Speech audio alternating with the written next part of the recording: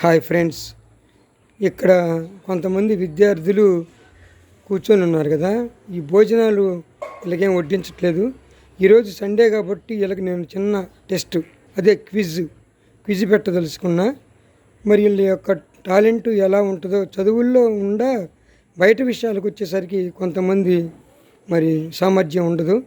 మరి వీళ్ళని అడిగి మనం వాళ్ళ యొక్క టాలెంట్ ఎలా ఉంటుందో తెలుసుకుందామని ప్రయత్నం.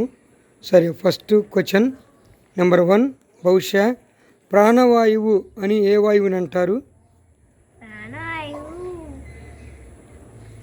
Oxygen. Very good idea. Okay, 1. Number Vaishu, మరి మంట మండటానికి ఏ వాయువు సహాయపడుతుంది? అగ్గిపెట్ట.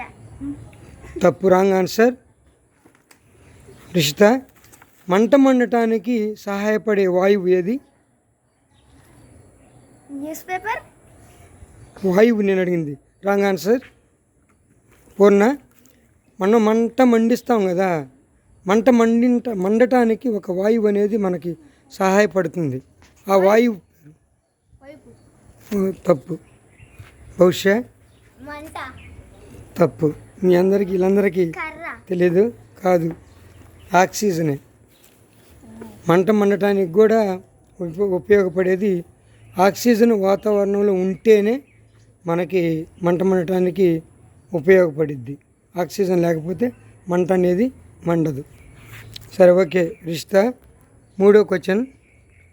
పచ్చదనం దేనికి సంకేతం? పచ్చదనం దేనికి సంకేతం? ఆకుకి. Wrong answer. పచ్చదనం అనేది దేనికి సంకేతం?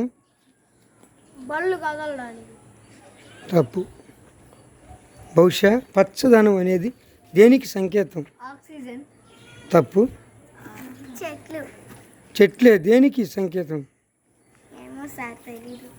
Very good. పచ్చదనం అనేది ఆరోగ్యానికి సంకేతం, తెలుసా?